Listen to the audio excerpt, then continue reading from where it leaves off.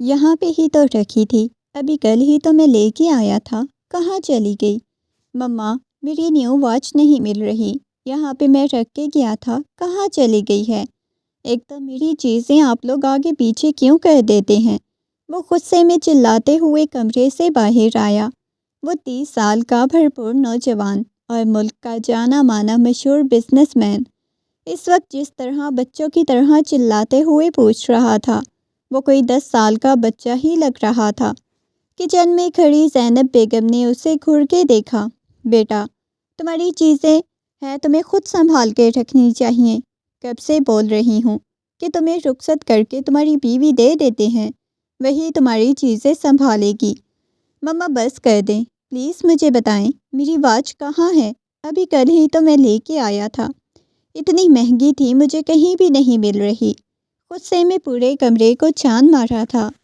زینب بیگم نے کچن میں داخل ہوتی ہوئی عنایا کی طرف دیکھا۔ عنایا بیٹا، ایک کام کرو، جا کے زین کو اس کی واچ ڈھونڈ کے دو۔ اس سے پہلے کہ وہ کچھ کہتا، وہ جلدی سے زین کے کمرے کی طرف چلی گئی۔ زین نے خونخوار نگاہوں سے اس کی پشت کو گھورا تھا۔ جتنی زین کو اس لڑکی سے چڑ تھی، اتنا ہی زینب بیگم اس کو زین کے کام بولتی تھی۔ وہ کمرے میں دراز کھولے چیزیں دیکھ رہی تھی جب پیچھے سے زین کی آواز آئی، خبردار، جو تم نے میری کسی چیز کو ہاتھ لگانے کی کوشش کی۔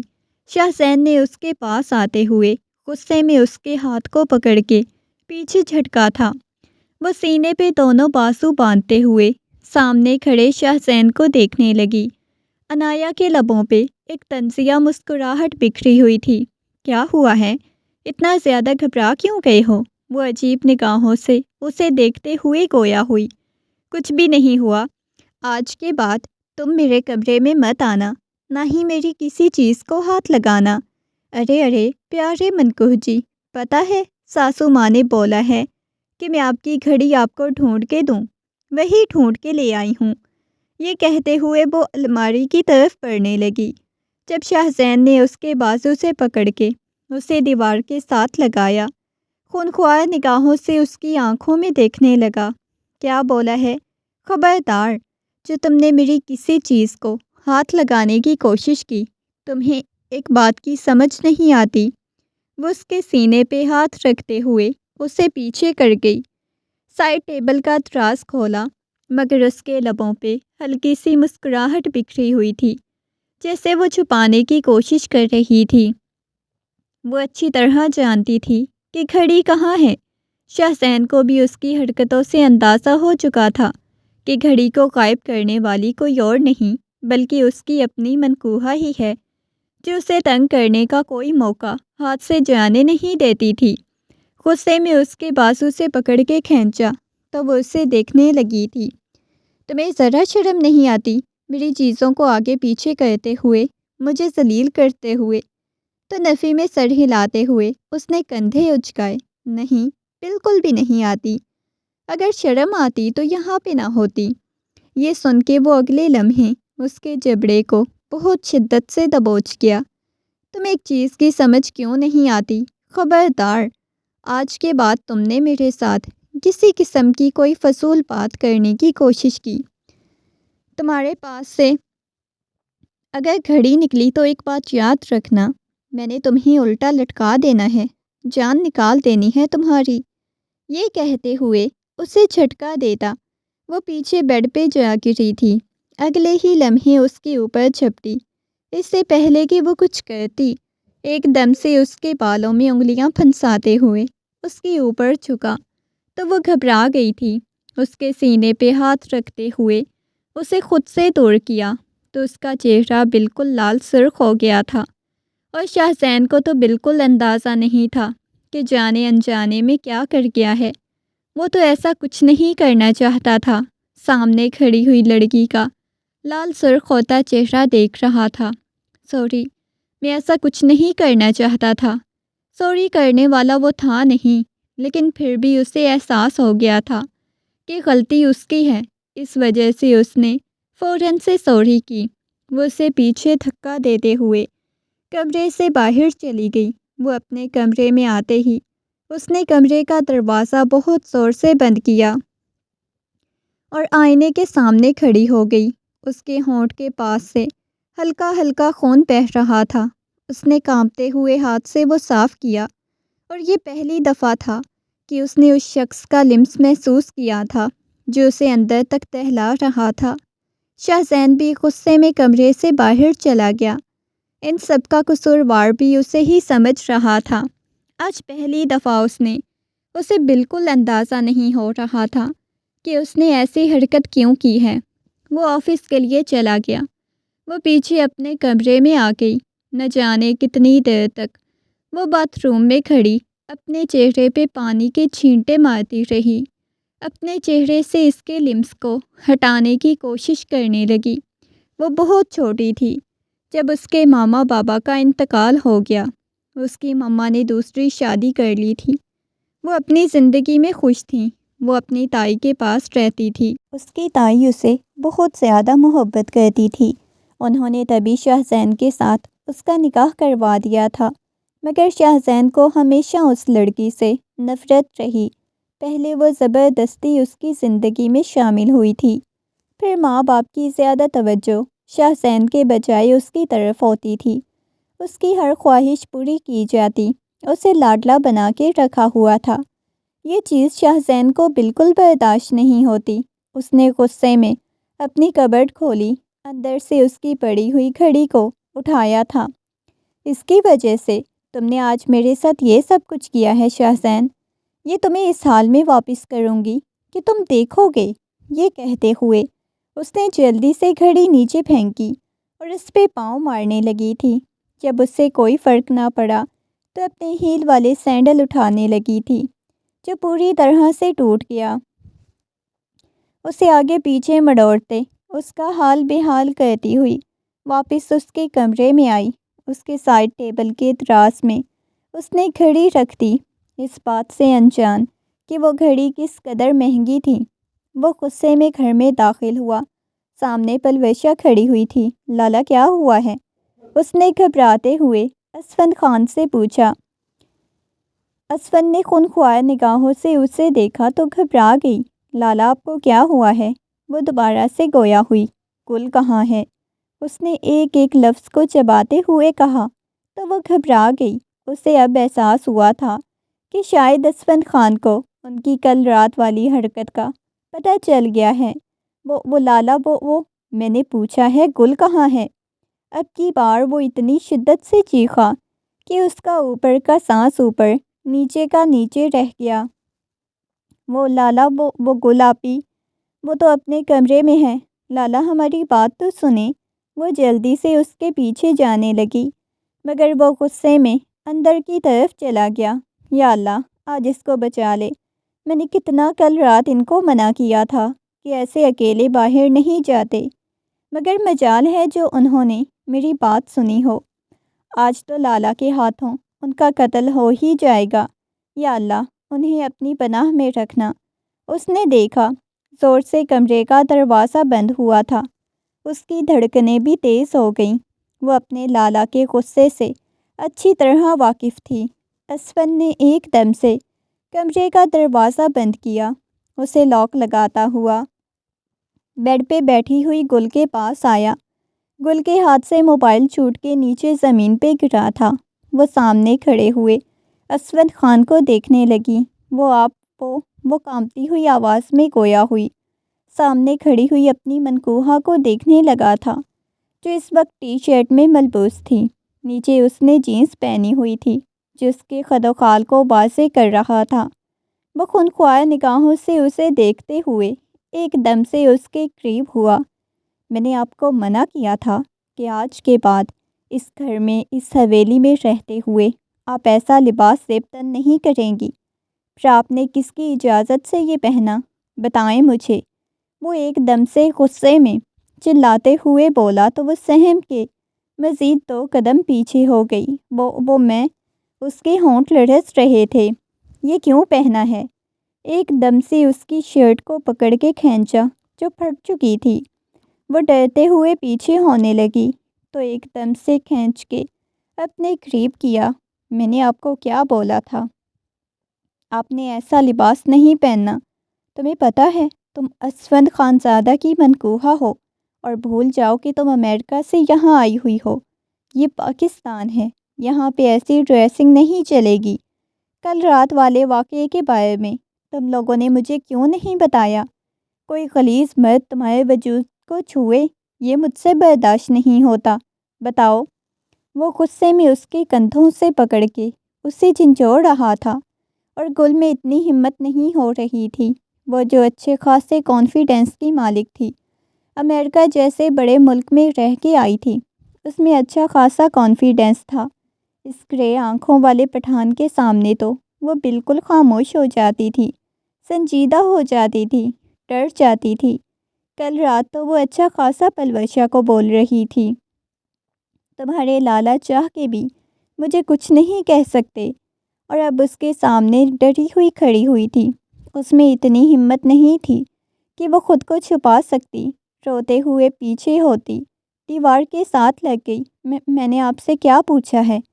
اسفند کی اتنی سختی پہ اس کی آنکھوں میں سے آنسو ٹوٹ کے گرا۔ بتاؤ۔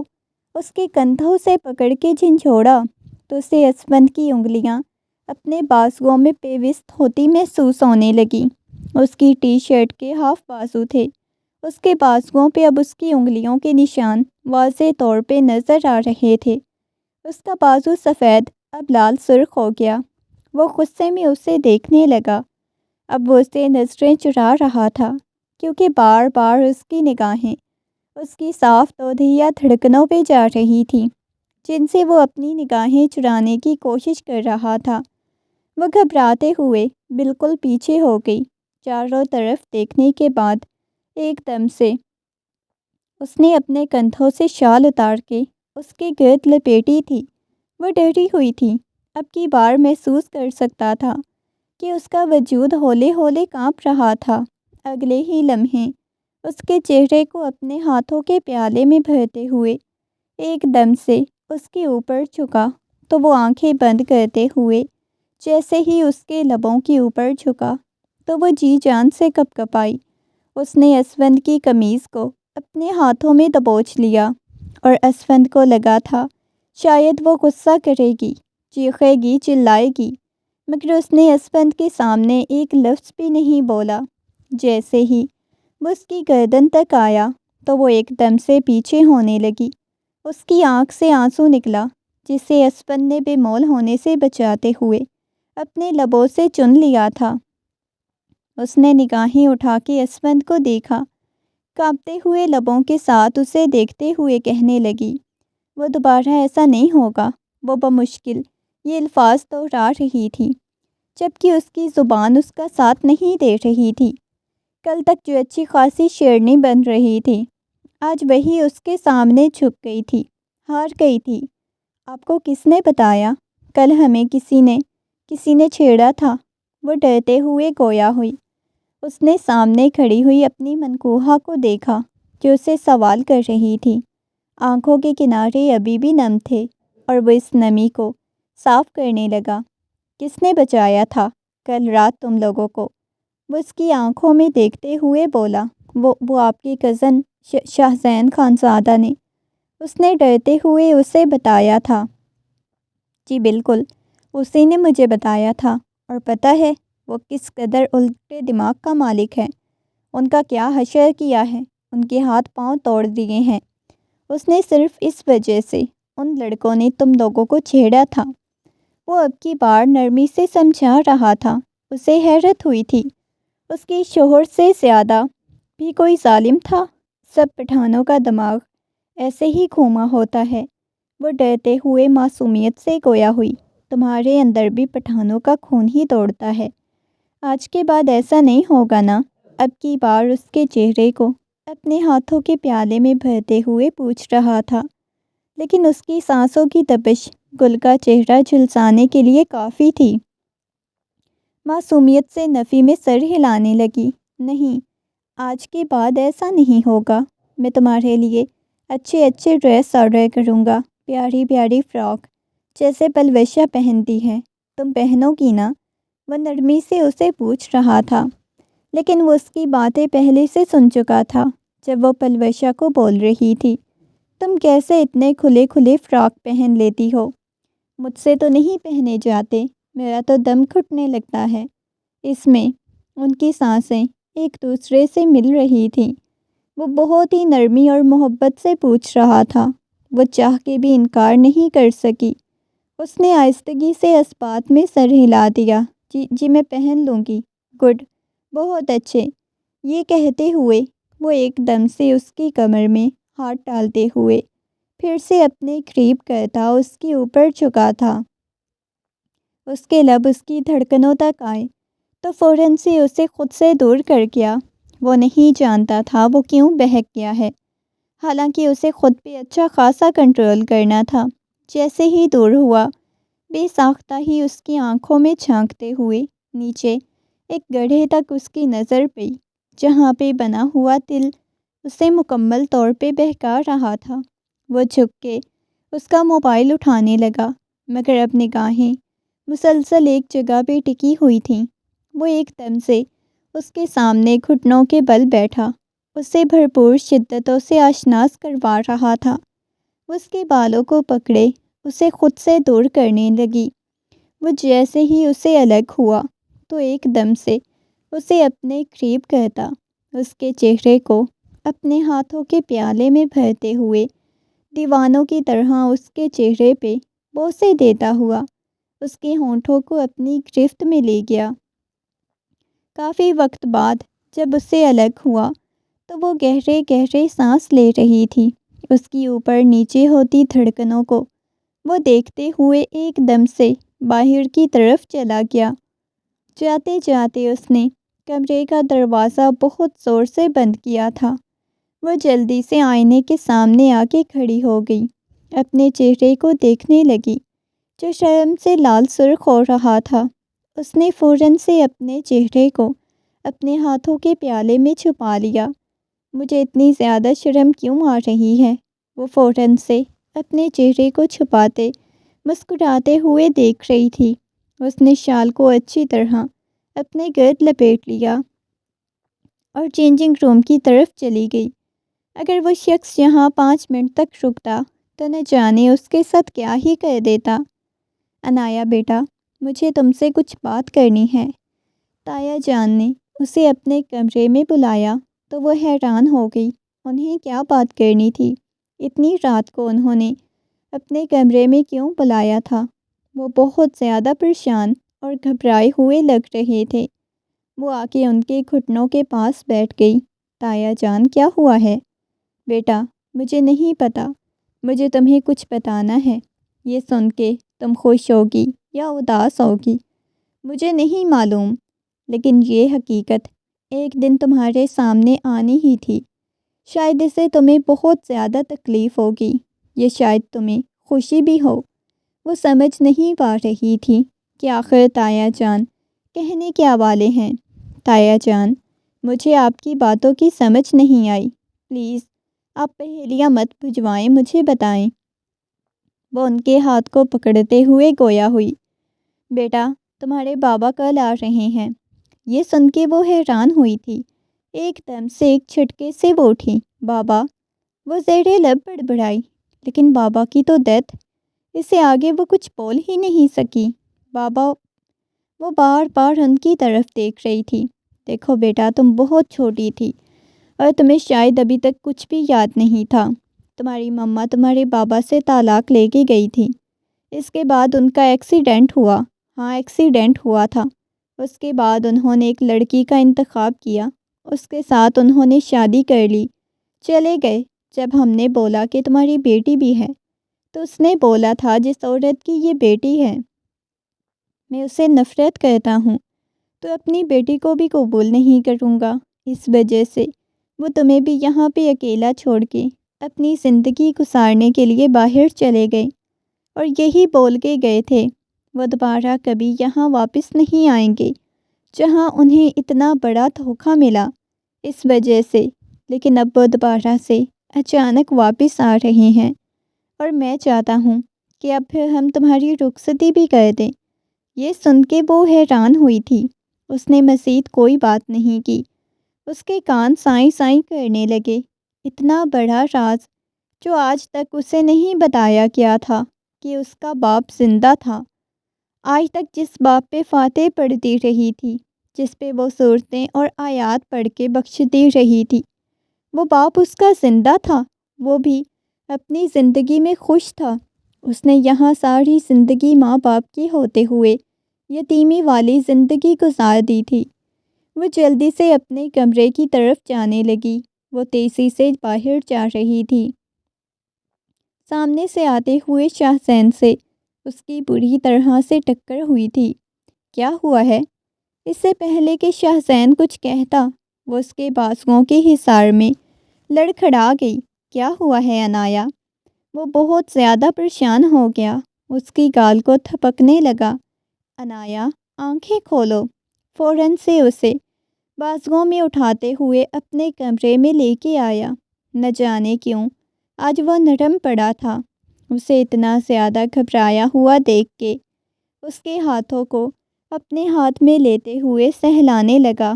بابا بابا پلیز ڈاکٹر کو کال کریں، پتہ نہیں عنایا کو کیا ہو گیا ہے، وہ باہر آتے ہوئے کہنے لگا۔ تو انہوں نے فوراً سے ڈاکٹر کو کال کر دی۔ زینب بیگم بھی آ گئی تھی۔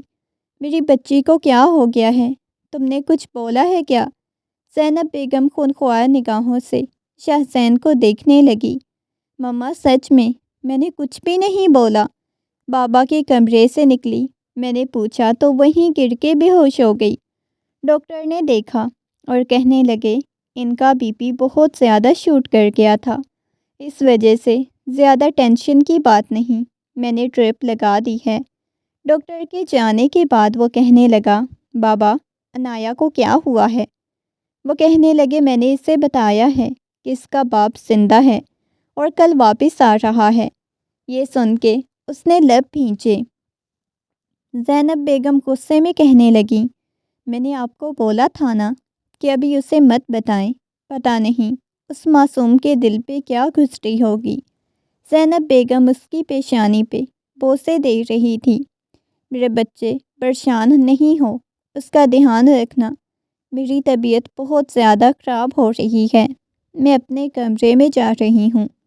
اور شاہ زین کو وارننگ دی تھی، بابا میں اسے اپنے کمرے میں نہیں رکھوں گا، اب کی بار وہ ہتھے سے اکھڑ گیا، کیا الٹی باتیں کر رہے ہو، اس کا خیال رکھنا۔ یہ کہتے ہوئے اسے وہیں پہ چھوڑ کے باہر چلے گئے۔ وہ اپنے بیڈ پہ سوئی ہوئی تھی، اس کے وجود کو دیکھنے لگی تھی۔ غلطی ہو گئی، اسے اپنے کمرے میں اٹھا کے لے کے آ گیا۔ یہ کہتے ہوئے وہ اس کے پاس بیٹھا، مما مما، وہ آنکھیں بند کیے زیر لب بڑبڑا رہی تھی۔ شاید وہ نیم بے ہوشی کی حالت میں تھی۔ عنایا وہ تھوڑا پریشان ہو گیا، آہستگی سے اس کے اوپر جھکا، اس کی گال کو تھپکا تو اس نے ہلکی ہلکی آنکھیں کھول کے دیکھا۔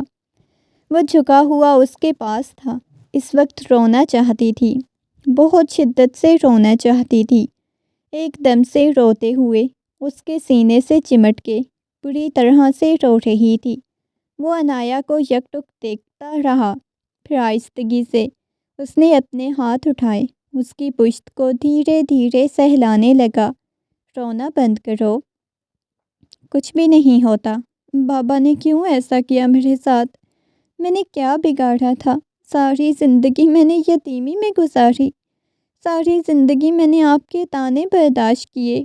وہ ہچکیوں کے ساتھ رو رہی تھی۔ وہ آہستگی سے اسے الگ ہوا، بس ٹکر ٹکر اسے دیکھی جا رہی تھی۔ اگلے ہی لمحے اپنی آنکھوں کو صاف کیا، کہنے لگی، میں اپنے کمرے میں جا رہی ہوں۔ یہ کہتے ہوئے وہ اٹھی تو اس کے بازو سے پکڑ کے اسے پیچھے بٹھا دیا۔ خبردار، جو یہاں سے جانے کی کوشش کی، دیکھو تو صحیح، نظر نہیں آ رہا تمہیں ڈرپ لگی ہوئی ہے؟ وہ غصے میں گویا ہوا تو اس کی بات سن کے وہ دوبارہ سے پیچھے لیٹ گئی تھی۔ مما نے بولا تمہارا خیال رکھنا ہے، اس وجہ سے یہاں پہ آرام سکون سے بیٹھی رہو۔ وہ غصے میں بولا تو وہ دوبارہ سے وہیں پہ بیٹھ گئی، ساتھ ساتھ گہرے گہرے سانس لینے لگی تھی۔ وہ اس کے ہاتھ کو دیکھنے لگا، پھر جا کے بلکنی میں کھڑا ہو گیا۔ نہ جانے کتنی دیر تک وہاں پہ کڑا سگریٹ کے گہرے کش لگاتا رہا۔ اپنے کمرے میں اس کی موجودگی، اس کا وجود اسے بہت زیادہ ڈسٹرب کر رہا تھا۔ اگلے ہی لمحے اس نے بے ساختہ سائڈ ٹیبل کا دراز کھولا تو اس کی نظر اپنی گھڑی کی طرف گئی۔ اس نے گھڑی کو دیکھا، اس کی پیشانی پہ بل نمودار ہوئے۔ ٹوٹی پھوٹی گھڑی دیکھ کے وہ اپنی مسکراہٹ دبانے کی کوشش کر رہی تھی۔ یہ تم نے کیا ہے نا؟ وہ اپنی گھڑی اسے دکھاتے ہوئے گویا ہوا تو وہ معصوم سا منہ بناتے ہوئے اسے دیکھنے لگی۔ نفی میں سر ہلایا۔ نہیں، میں نے تو نہیں کیا۔ کیا تم نے ہی ہے، وہ ایک ایک لفظ کو چباتے ہوئے گویا ہوا۔ اچھا کیا۔ تمہیں پتہ ہے یہ کتنے کی گھڑی ہے؟ نہیں، وہ نفی میں سر ہلانے لگی۔ 1.5 لاکھ کی گھڑی تھی جس کا تم نے کباڑہ کر دیا۔ وہ غصے میں اسے دیکھتے ہوئے گویا ہوا تو وہ آنکھیں پھاڑے اسے دیکھنے لگی۔ شکل ہے 1.5 لاکھ کی گھڑی والی۔ وہ پھر سے جھگڑنے کو دوڑی۔ ہاں ہے نا، تمہاری جو نہیں ہے، تم نے ستیہ ناش کر دیا۔ وہ غصے میں اسے دیکھتے ہوئے بولا تھا۔ یہ تو میں بابا کو تمہارے کرتوت بتاؤں گا نا، انہوں نے مجھے کچھ بھی نہیں کہنا۔ ہاں، انہوں نے کیوں تمہیں کچھ کہنا ہے؟ تم تو ویسے ہی ان کی بڑی لاڈلی ہو، چہیتی ہو۔ ساری زندگی تم نے میری جگہ بھی لینے کی کوشش کی، بلکہ لینے کی کوشش کیا، چھین لی میری جگہ تم نے۔ میرے ماں باپ کو بھی مجھ سے چھین لیا۔ وہ ایک دفعہ پھر سے جانے انجانے میں اس کا دل دکھا گیا۔ اس نے مزید کوئی بات نہیں کی۔ اس دن کے بعد تو وہ اسفند سے نگاہیں بھی نہیں ملا پا رہی تھی۔ جہاں اسفند کو دیکھتی فوراً سے وہاں سے بھاگ جاتی۔ آج کل اسفند کو وہ پٹھانیوں والے فراقوں میں نظر آتی تھی جن میں وہ بہت خوبصورت لگتی تھی۔ آدھی رات کو اسفند نے دیکھا آج گھر میں کوئی نہیں تھا اور وہ اکیلی تھی۔ بے ساختہ ہی وہ کمرے میں آ گیا۔ سامنے وہ کوئی کتاب پڑھنے میں مصروف تھی۔ جیسے ہی اس نے کمرے کا دروازہ کھولا، کمرے کا لاک لگنے کی آواز آئی تو اس نے گھبراتے ہوئے نگاہیں اٹھا کے دیکھا۔ سامنے اسفند کھڑا ہوا تھا۔ ایک ایک قدم چلتا اس کے پاس آیا۔ کل تمہارے ماما بابا آ رہے ہیں تو میں نے گھر میں رخصتی کی بات کی ہے۔ اس جمعے ہماری رخصتی ہوگی۔ اس کی بات سن کے وہ آنکھیں پھاڑے اسے دیکھنے لگی۔ اس نے جلدی سے بیڈ پہ پڑا ہوا اپنا دوپٹہ اٹھایا تھا۔ اسفند نے اسے دیکھا۔ نہ جانے کیوں اس کی خوبصورتی، اس کا حسن اسے پاگل کرنے لگا تھا۔ وہ بالکل آ کے اس کے سامنے کھڑا ہو گیا۔ کہنے لگا، ہاں، کل تمہارے ماما بابا آ رہے ہیں، انہوں نے تمہیں نہیں بتایا؟ تو اس نے نفی میں سر ہلا دیا۔ اسفند کے سامنے اب تو اس کی زبان بھی نہیں چلتی تھی۔ اسفند جیسے جیسے اس کی طرف قدم بڑھا رہا تھا، وہ پیچھے دیوار کے ساتھ لگ گئی۔ اسفند نے اس کے دونوں سائڈوں پہ بازو رکھے، ایک لمحے جھکتا، کندھے پہ لب رکھے تو وہ جی جان سے کپ کپائی۔ اس نے ایک دم سے اسفند کی قمیض کو اپنے ہاتھوں میں دبوچ لیا۔ اسفند نے اپنی شال اپنے کندھوں پہ لیتے ہوئے اس کے کندھوں پہ ڈالی اور بالکل اسے اپنے حصار میں لے گیا۔ وہ نگاہیں اٹھائے اسفند کو دیکھنے لگی۔ وہ ایک ہی شال میں اس وقت موجود تھے۔ اسفند کو آج تک کوئی عورت بہکا نہیں سکی، لیکن شاید تم میری منکوہا ہو، اس وجہ سے تم نے مجھے پاگل کر دیا۔ تمہیں پتہ ہے آج تک میں نے کسی لڑکی کو دیکھا نہیں، لیکن تم سے دور رہنے کو میں ترجیح نہیں دے سکتا۔ یہ کہتے ہوئے اسے اپنے ساتھ لگا لیا۔ اسفند، آپ کیا کر رہے ہیں؟ اس نے کانپتی ہوئی آواز میں کہا تو اسفند نے نگاہیں اس کے لبوں پہ ٹک گئی۔ اس کے بالوں میں انگلیاں پھنساتے ہوئے اس کے اوپر جھک گیا۔ وہ ہاتھ پاؤں مارتے ہوئے دور کرنے کی کوشش کر رہی تھی، مگر شاید اس وقت وہ ہوش کی دنیا میں نہیں تھا۔ ایک دم سے اسے بیڈ پہ پھینکا اور اس کے گریبان میں ہاتھ ڈالا تو وہ ضبط سے اپنی آنکھیں بند کر کے تھوڑی ہی دیر بعد اس سے الگ ہوا تو وہ گہرے سانس لے رہی تھی۔ اسے دیکھنے لگا وہ اسے دیکھے جا رہی تھی۔ وہ اس کی بات سن کے فوراً سے اس سے دور ہوا تھا، اسے دیکھنے لگا۔ وہ اپنا دوپٹہ سیٹ کرتے ہوئے خود کو چھپانے کی کوشش کر رہی تھی۔ وہ ایک دم سے اسے دیکھ کے مسکراتے ہوئے کمرے سے باہر چلا گیا۔ اسون کی اس نے نیچے زمین پہ گری ہوئی چادر کو دیکھا۔ فوراً سے اس نے اسون کی چادر کو اٹھایا، اپنے نتنوں سے لگاتے ہوئے اس کی مخصوص خوشبو کو سونگھنے لگی جو اس کی روح تک کو سکون پہنچا رہی تھی۔ اس نے فوراً سے چادر کو اپنے سینے سے لگا لیا، آئینے کے سامنے جا کے کھڑی ہوئی تو نہ جانے اس کے چہرے پہ کتنے رنگ بکھرے ہوئے تھے، وہ آج کتنی خوبصورت لگ رہی تھی۔ اس نے اپنے کانپتے ہوئے ہاتھ اپنی گال پہ رکھے۔ اسون جو اپنی چادر لینے کے لیے واپس آیا، اسے یوں چادر پکڑے اپنے سینے سے لگائے کھڑا دیکھ کے اسون کے لبوں پہ بے ساختہ ہی مسکراہٹ بکھری، تو وہ خود میں ہی کچھ زیادہ ہی مگن تھی۔ اسے اسون کی موجودگی کا احساس ہی نہ ہوا۔ اسون کو وہ ایک دفعہ پھر سے یوں کھڑی بہکا رہی تھی۔ مجھے سینے سے نہیں لگانا، بے شک اس کی چادر کو سینے سے لگا لو۔ وہ اس کی لو کو کاٹتا ہوا اس کے کان میں سرگوشیانہ انداز میں بولا تو وہ جی جان سے کپ کپاتے ہوئے دور ہونے لگی۔ جب ایک دم سے اسے اپنے قریب کیا، وہ اسون کے سینے سے لگی ہوئی تھی۔ وہ آئینے میں اس کا اور اپنا عکس دیکھ رہا تھا۔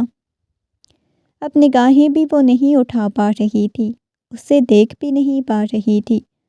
وہ اس کے پیچھے کھڑا اسے اپنی محبت سے آشناس کروا رہا تھا، اس کے کندھوں سے پکڑ کے اس کا رخ اپنی طرف کیا۔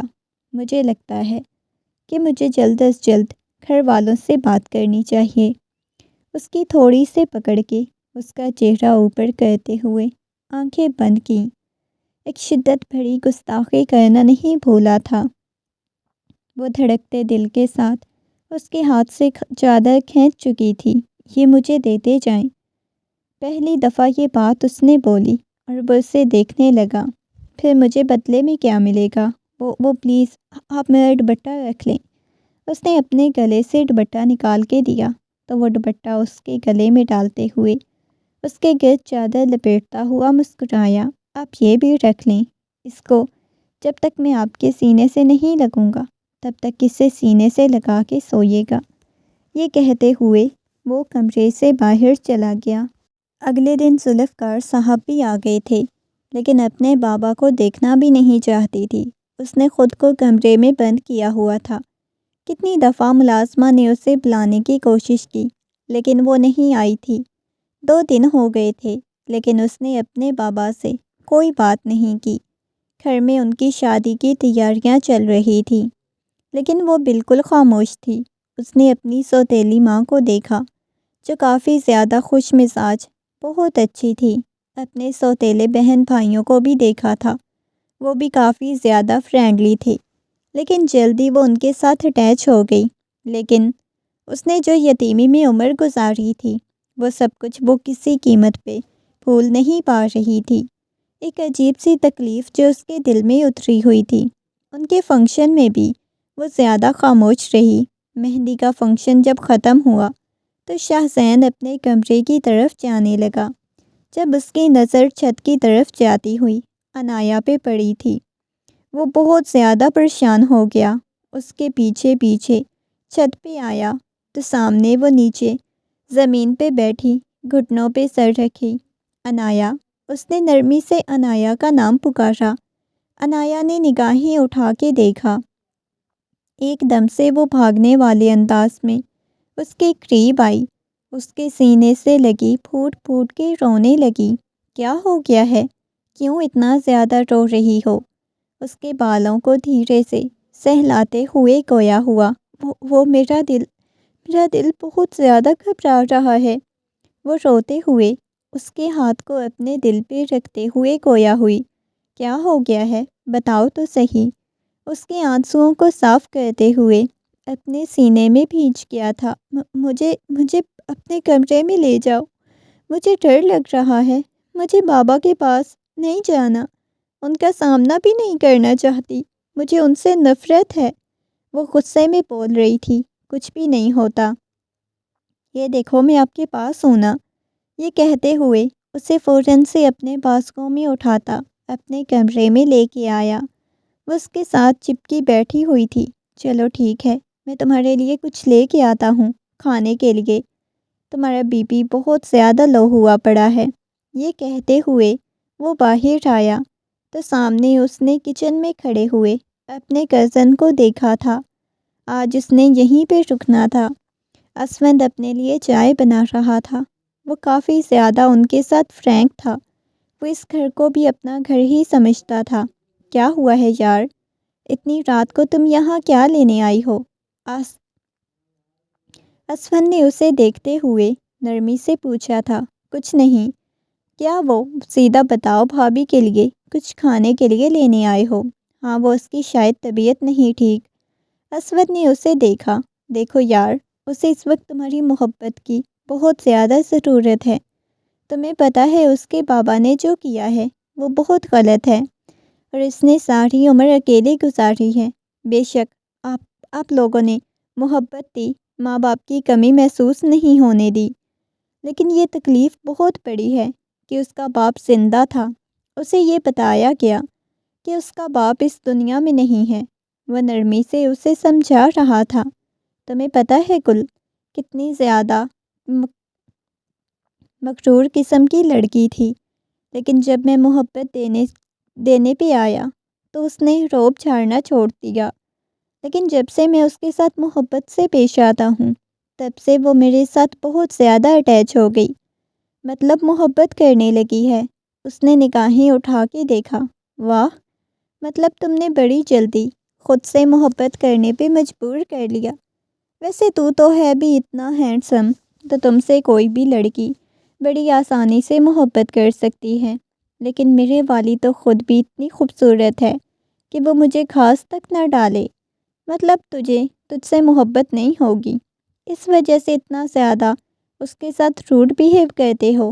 نہیں، ایسی بات نہیں، بس عجیب سا ڈر لگتا ہے۔ وہ اس کے لیے کھانا نکال چکا تھا۔ چل ٹھیک ہے، اس کا خیال رکھا کر اور کل رات تک صبر کر لیں۔ وہ اس کے کندھے کو تھپکتے ہوئے اپنا کپ اٹھاتا باہر کی طرف چلا گیا۔ وہ ہنستے ہوئے اپنے کمرے میں آ گیا۔ خود سے تو صبر ہوتا نہیں ہے، یہ سوچتے ہوئے واپس اپنے کمرے میں آئے تو سامنے بیک گراؤنڈ سے ٹیک لگائے آنکھیں موندے بیٹھی ہوئی تھی۔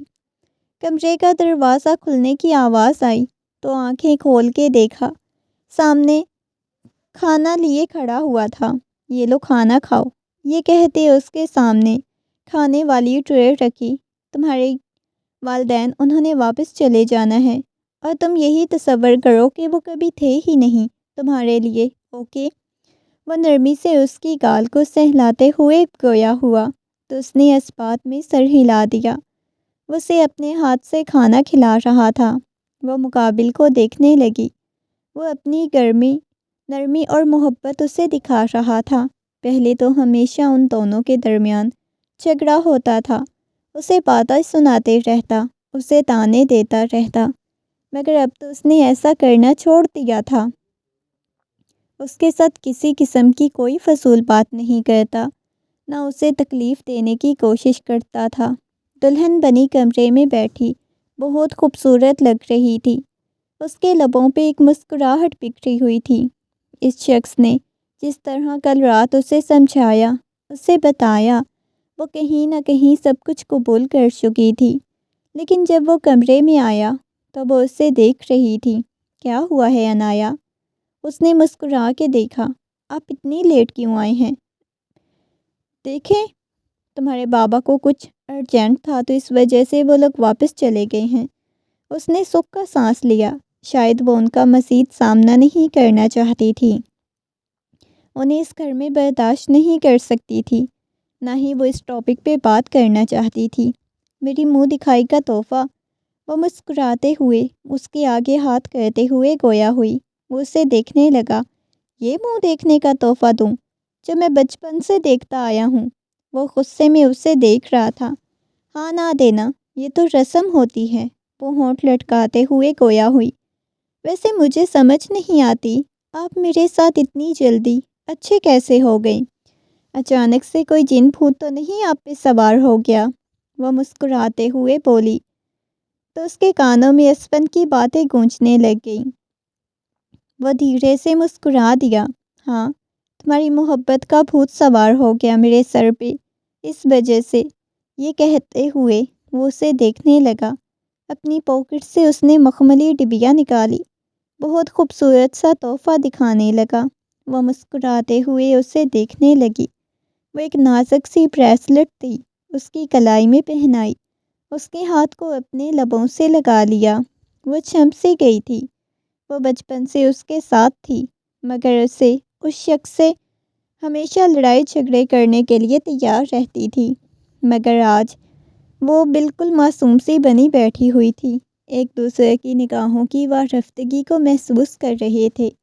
وہ بری طرح سے کانپنے لگی۔ وہ ایک دم سے کھینچ کے اپنی آغوش میں بھر گیا۔ وہ بہت زیادہ گھبرائی ہوئی لگ رہی تھی۔ میں چینج کرنے جا رہی ہوں، وہ روتے ہوئے گویا ہوئی تھی۔ یہ زحمت آپ نے کیوں کرنی ہے؟ یہ کہتے ہوئے اسے کھینچا تو وہ سیدھا اس کے سینے سے آ لگی۔ اس کے اوپر سایہ فگن ہوتا، تمام فاصلے ختم کرتا، اپنی شدت بھری مہر اس کی گردن پہ ثبت کرتا۔ اس کے ہاتھوں کی انگلیوں میں اپنی انگلیاں پیوست کیں، تمام فاصلے مٹاتا ہوا۔ اگلے ہی لمحے کمرے میں اس کی سسکیاں اور اس کی بھاری سانسوں کی آوازیں گونجتی رہیں۔ وہ اس کے اور اپنے درمیان کے تمام فاصلے ختم کرتا گیا، اور وہ اپنا آپ اس کے حوالے کر چکی تھی۔ وہ لمحہ اسے احساس کروایا کہ وہ اس کے لیے کتنی اہم ہے۔ کبھی اس کو چھیڑتا، تڑپنے پہ مجبور کر دیتا۔ آنکھیں بند کیے بس ان خوبصورت لمحات کو کہیں خود میں قید کر رہی تھی۔ اسپن کمرے میں داخل ہوا تو بیڈ پہ اپنا برائڈل ڈریس رکھ کے بیٹھی ہوئی تھی۔ وہ اس کے پاس چلتا ہوا آیا، ڈریس اٹھا کے سائڈ پہ کر دیا۔ مجھے لگتا ہے کہ میں بالکل پاگل ہو چکا ہوں، مجھ سے اور انتظار نہیں ہوتا۔ یہ کہتے ہوئے بالکل اس کے سامنے آ کے بیٹھ گیا۔ کیا مطلب ہے؟ نگاہیں اٹھا کے اسے دیکھتے ہوئے گویا ہوئی۔ گل نے فوراً سے اپنا موبائل سائڈ پہ رکھا۔ کیا تمہیں مجھے دیکھ کے کچھ عجیب سا محسوس نہیں ہوتا؟ وہ بے باکی سے اس کے اوپر جھکتے اپنی محبت اور دیوانگی سے اسے بتایا تو وہ حیرت سے اسے دیکھنے لگا۔ کیا کر رہی ہو پاگل لڑکی، پیچھے ہٹو، مجھے مکمل طور پہ بہکا رہی ہو۔ لیکن آپ نے مجھے بہکا دیا، اس کی آنکھوں میں دیکھتے ہوئے گویا ہوئی۔ ان دونوں کی آنکھوں میں کچھ عجیب سا تھا۔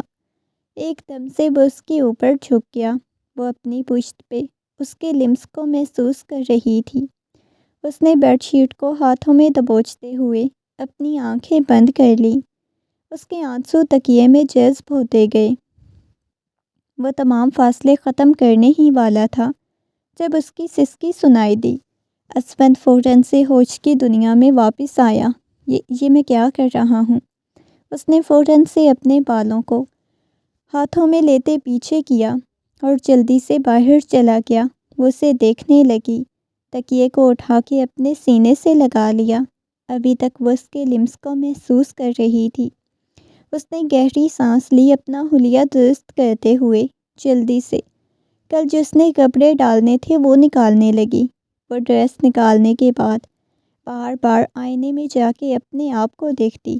دونوں جب ہال میں پہنچے تو سامنے اسٹیج پہ کھڑے ہوئے عنایا اور شاہ زین کو دیکھ کے ان کے لبوں پہ مسکراہٹ بکھری۔ وہ اس کے پاس آتے ہوئے انہیں مبارکباد دی۔ ماشاءاللہ بھابھی، شکر ہے آپ آئی، 2 دن تو آپ آئی نہیں تھی۔ میں نے اس کو بولا بھی تھا کہ لے آنا، باقی سارے فیملی والے آ گئے تھے، لیکن آپ ایک نہیں آئی تھی۔ ہاں، وہ گھر میں بس کچھ شادی کی تیاریاں چل رہی تھی، اس وجہ سے، اس نے مسکراتے ہوئے بتایا تھا۔ ماشاءاللہ، آج تو آپ بہت خوبصورت لگ رہی ہیں عنایا، اس نے مسکراتے ہوئے عنایا کو کہا تو عنایا کے چہرے پہ مسکراہٹ بکھر گئی تھی۔ بس کیا کہیں، میری محبت کا روپ آیا ہے آپ لوگوں کی بھابھی پہ، شاہ زین عنایا کو ساتھ لگاتے ہوئے بولا۔ عنایا کو یوں محسوس ہوا اس کا دل اچھل کے حلق میں آ جائے گا۔ رات جب واپس آئے تو وہ اپنے کمرے میں بیٹھی ہوئی تھی۔ کیا ضرورت تھی یہ کہنے کی کہ آپ کی محبت کا رنگ ہے، ویسے بڑی خوبصورت ہوں، وہ ایک ادا سے کہتی کھڑکی کے پاس جا کے کھڑی ہو گئی۔ وہ آہستگی سے چلتا ہوا اس کے پاس آیا، پیچھے سے اپنے حصار میں لیتے ہوئے چھوا تو وہ اسے دیکھنے لگی۔ کیا مسئلہ ہے؟ اس کی آنکھوں میں دیکھ رہی تھی۔ مسئلہ ہے کہ آپ سے محبت ہے، وہ مسکراتے ہوئے گویا ہوئی۔ وہ ایک دم سے اسے کھینچ کے اپنے حصار میں لے گیا، اور مجھے بھی، یہ کہتے ہوئے اس کی گردن میں اپنا چہرہ چھپا کے گہری سانس چھوڑی۔ ایک دفعہ پھر سے اس کے اوپر محبت کی برسات کرتے مکمل طور پہ اسے اپنا بنا گیا۔